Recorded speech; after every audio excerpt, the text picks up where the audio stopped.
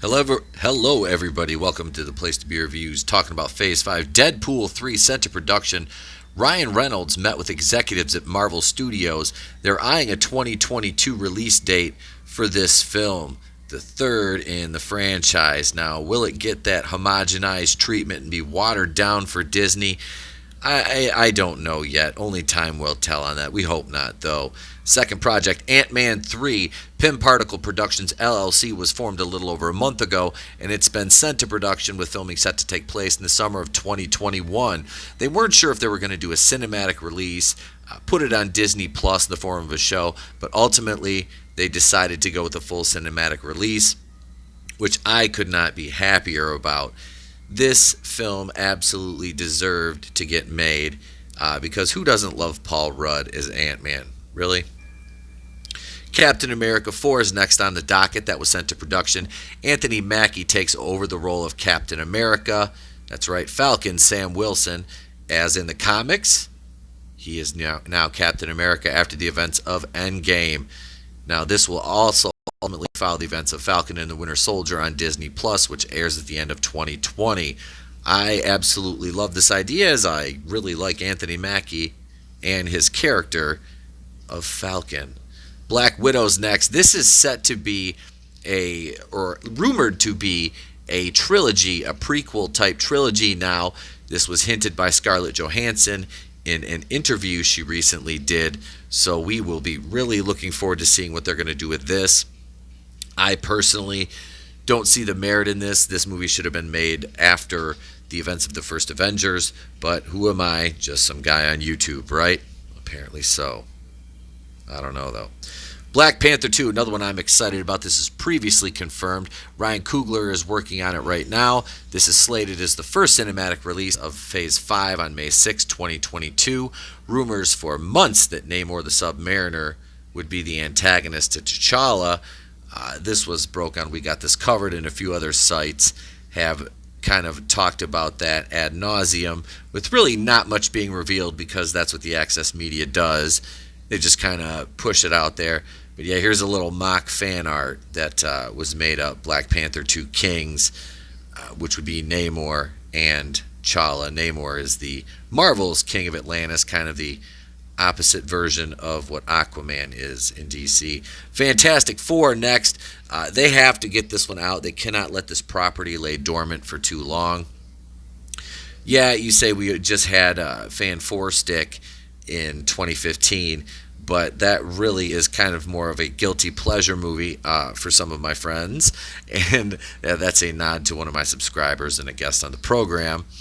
You know who you are, but I didn't mind it really.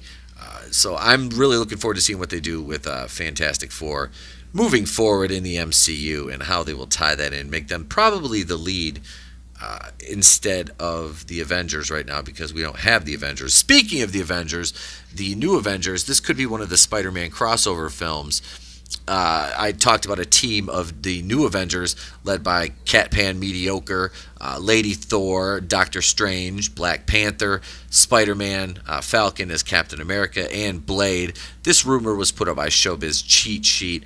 Whether there's any steam to this or any momentum behind this rumor, or if this is just them testing the water, seeing what people think of a Avengers team comprised of those members. For that property to move forward. Guardians of the Galaxy 3 is next. They've really got to establish Adam Warlock in this. They've been teasing him since that post-credit scene in Guardians 2. Plus the rumors of the Nova solo project being sent to production. They could really tie him in with this movie.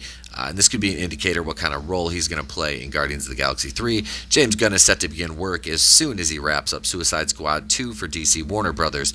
This will be the last time we see this particular iteration of the Guardians of the Galaxy team, as in the comics they have a rotating roster. Blade is next. Was announced for Phase 4 but with no date. This is a shoo-in for the 10th spot overall cinematically in Phase 5. They wouldn't have announced the franchise of this magnitude and let it sit sit dormant after the level of anticipation that surrounded this new iteration of the character. Plus, Blade could be the other character outside of Spider-Man to cross over into the Sony Spider-Verse, as rumored that Morbius living vampire actor Tyrese Gibson reportedly stated his contract not only included Sony Pictures, but 3 movies produced under the Marvel banner as well.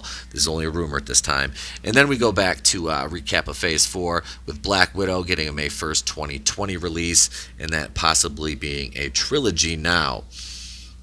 And I don't know how to feel about that. Like I said, no slight to Scarlett Johansson, the character, because I think she's amazing. And she's one of the best female Avengers. Shang-Chi and the Ten Rings. I apparently missed my Eternals graphic, but that's November 6, 2020. Shang-Chi, February 12th, 2021. This will, of course, feature the real Mandarin, not the Ben Kingsley portrayed version we got in Iron Man 3. And this is kind of a Phase 4 recap here. Black Widow, the Eternals. You got, Thor, Love and Thunder, and Doctor Strange in the Multiverse of Madness, plus all the Disney Plus projects. Falcon Winter Soldier, WandaVision, Loki, Hawkeye, and What If. So, there's a lot to look forward to with, Phase 5 and, Phase 4, right? All these projects that Marvel has put forth on us are, some of them I'm not sure how to feel about. Others, it's kind of hit and miss. I'll be watching some of the stuff on Disney Plus, obviously. That's a lot of content to consume. And I'm reviewing, Walking Dead and Batwoman now. So to add in all these other, Disney Plus shows, plus I'm really looking forward to The Mandalorian on the Star Wars side of it. So there's just a lot of content to consume, and this is all obviously dropping over the course of the next couple of years. So it's not like it's all just being dumped out there at once, because they're still producing a lot of this stuff. But like I said, The Mandalorian is ready because that launches here in a couple of weeks. Actually, we're under a month. So speaking of things that are happening shortly, we will be having a watch party. The Place to Be Reviews presents Horror at the Unicorn Store. That's an exclusive double feature that will be taking place tonight. That's right, my friends, tonight, 8:30 Eastern on the YouTube channel right here. We'll be watching Unicorn Store on Netflix first, and then to cleanse the palate of that of which we shall not speak its name, we will be enjoying Clive Barker's 1987 classic film Hellraiser, which is available on YouTube, and I will be posting a link in the chat during the beginnings of the stream for Hellraiser. So you can, and I'll be posting it periodically, just so people can get it and get a new browser window opened up so they can watch that as well after, like I said, we view the horror that is Unicorn Store. And I watched the trailer again. It's still just as cringy as the first time I saw it. So yeah, I've got a YouTube channel here, obviously. If you're watching this video, you know that. And this meme is basically me. I love talking about the FU and Star Wars and how bad Rotten Tomato is and things I do on YouTube, and of course some Twitter. Because Twitter's always, you'll never find a more wretched hive of scum and villainy than you will in a short trip around the Twitterverse. And, a lot of this outrage towards, the fandom menace and, guys like myself that do this is basically, for a job. This is what I do, and my podcast and my YouTube channel. And we've shifted over from the podcast side of Anchor and iTunes and Spotify, and have done, because of the great response we've had from the subscribers and the uptick in subscribers we've had.